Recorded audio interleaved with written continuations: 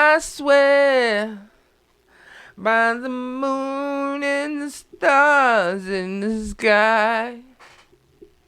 Stop your shit. Stop your shit. Yo, what up, everybody? It's your boy, okay? Everything is Stop your shit. Yo, I hope everybody's having a good, productive week. First and foremost, I want to start this podcast by thanking everybody that's been like tuning in and listening to me. Deadass, like I've been seeing like my analytics and my numbers, and it's very surprising. Like, I mean, I don't doubt myself, but thank you. You know, like deadass, thank you.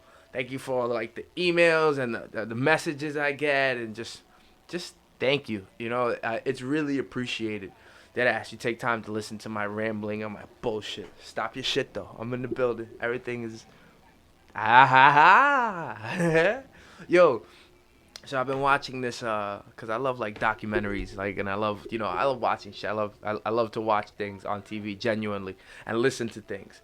Yeah, I love to do things that are physical too, but it's my thing is to watch something, especially to see somebody's talents and arts being displayed. Like when I see something on a screen that directly can correlate with the person that you see on every other screen, or you hear in interviews, or you hear, yo, I want to give a big ass ups to Lil Dicky.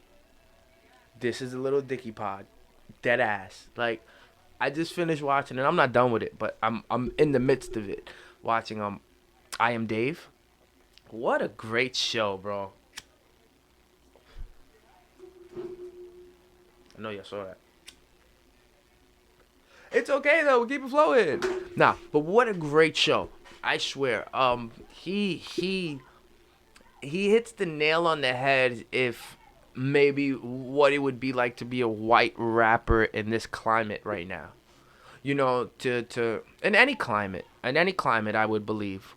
But we can all maybe we could all agree the '90s were a little bit rougher. You know, the '90s were a little bit rougher. You know, more gangster shit, more gangster. Now it's a little bit different. Little Dicky's a Jewish rapper. He's a Jewish rapper that spent his bar mitzvah money to get to start rapping. Like, yeah, from the first time I saw him in a cartoon video with Snoop Dogg, I was like, who the fuck is this Jewish guy? And he just puts it all on the line. What's he feel about hip hop? What's he feel about rap? Who stands out? Why they stand out? Why he don't think he can make it? Why it'll be so hard for him to make it? And Snoop, and I don't know who wrote the song. I would assume he did. Maybe with Snoop. I gotta look up credibility, but I would assume he wrote the song up because he wrote We Love the Earth. We love the earth. It is our planet. You know, and to have all those artists sing on one track and represent different animals and represent different parts of the earth, like Kanye West. Kanye West is such a fucking physical. He's such a like a impact on our planet. Like, you know, I'm Kanye West. Shout out to Kevin Hart for doing that shit. It's the truth though. You know, Lil Dicky has become on the low. Seen him on Sway. You know, he bars on Sway.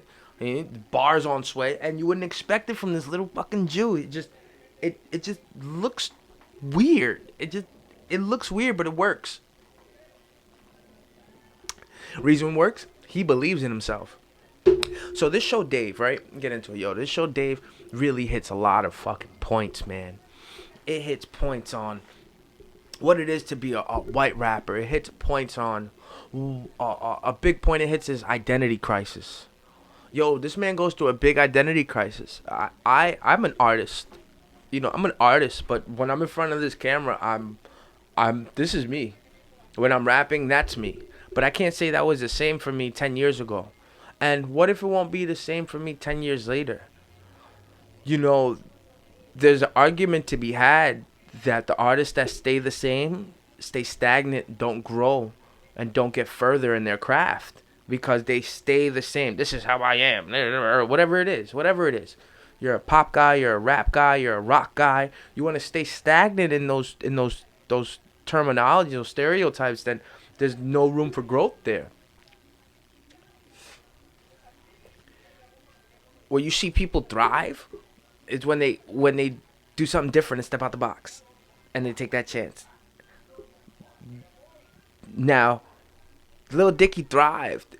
Dave thrived. Whatever he tried to pick thrived. But he really pointed out the fact of how people look at you around you is a really big problem.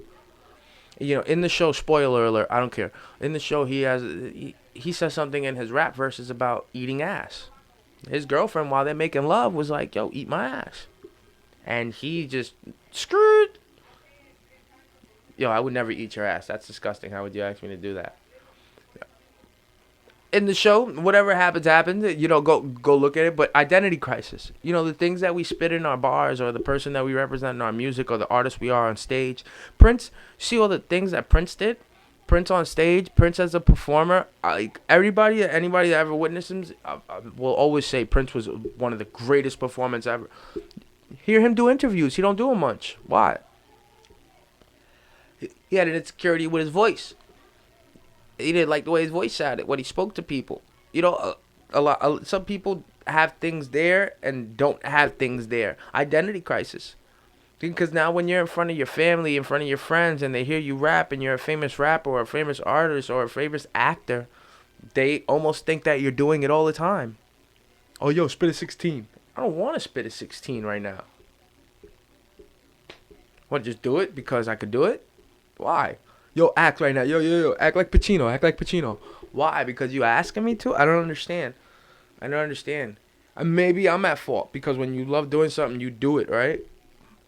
But when you take it serious and it's your passion, I think that you love to represent it the right way as well.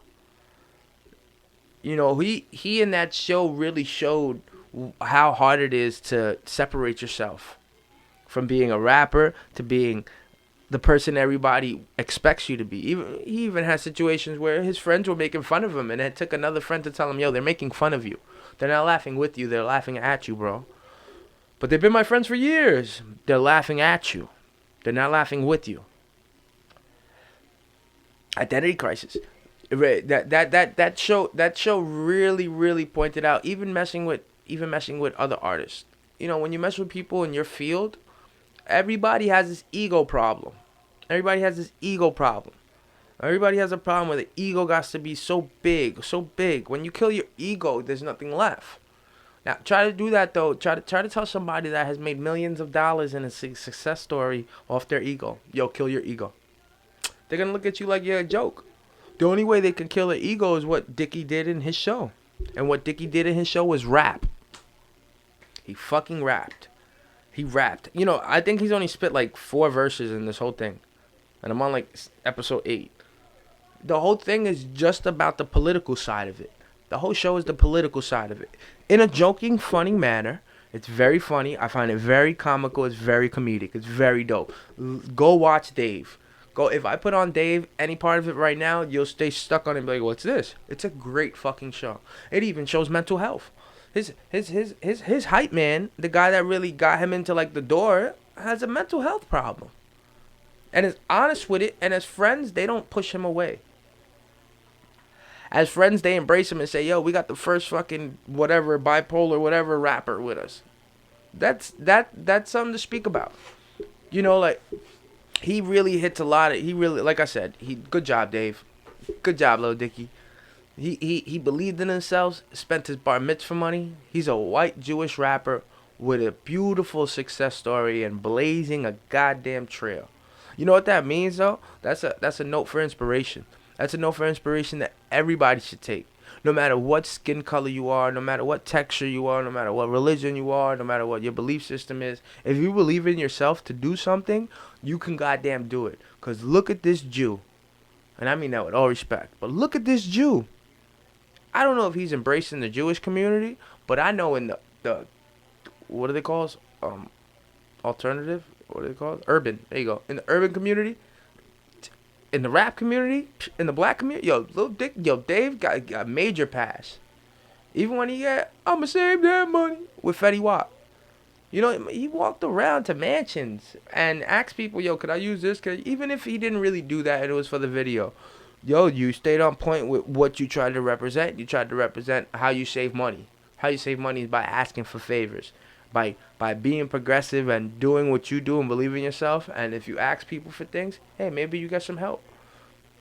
You know, most of the things that get done right now is probably off done favors. You know, like you wash my back, I wash your back, or it's either that or I pay you for a service. It's either that or it's either a favor or I pay you. Or you really believe in somebody. And that's when you got some magic with you. When you really believe in the team around you to create something magical, and that's what he showed. I'll leave you with that because that's my last point that he really shows in this. He has a very different texture of friends surrounding him. He has an engineer who has capabilities, abilities, and options to work with famous people. Also makes his beats. You know, he has his girlfriend. You know, he has another friend, a female friend. He has all these.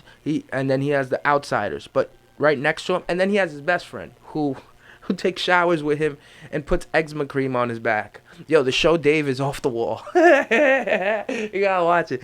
But yo, he has a selected few that he's surrounded by. And I say it now and I say it time again. And who you surround yourself by is really where you get your collective energy from.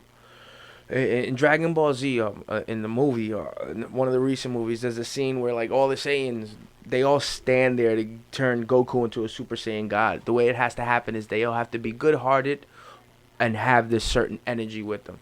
If you have good-hearted people and certain energy around you, I think that's how you create the Lil Dickies and the Rick Rosses and the Jay-Z's and yes, there's a level of turmoil that lives in all of our lives. There's a certain level of vices. I went fishing yesterday with my man Corey. And, you know, he was like, damn, like, I hate the fact niggas always got to drink. Fuck, I said the M word. I hate the fact people always got to drink to go ahead and, to go have a good time and hang out and chill. While he smokes a cigarette, he says that to me. While I drink the rest of my leftover 40 that I didn't even finish that I spilt out. Corey, you got vices too, bro. You smoke. You know, I don't have children. He has a child. You know, when you can't really sit there and like call the kettle black if your kettle is just shaped differently. If it's the same color, it's the same color. That's what a vice is. A vice is there regardless. A vice is not an addiction. A vice is just something that has to be done. It's something that's always stuck with you. Certain people have certain things that are stuck with them. Change your vices. I think when you change your vices, you become extra great. That's why you get these people like his show is so great. His show is really so great because time in and time out, he's changing himself in his show. In his show, he's changing himself. In his show, he's growing. In his show, he's becoming what he wants to be and learning his value. In his show, he's making mistakes. In his show, he's understanding who's close around you and who you can trust. What better fucking revelations does a person have to see than that for their own life? And then he adds a little bit of comedy to it. Such as you always should. You should always laugh about the shit that you go through. Find some comedy in it. Because if you're not, it'll tear you the fuck up. Yo, with that, I'm out of here. It's your boy, OK? Everything is O.K. Stop your shit.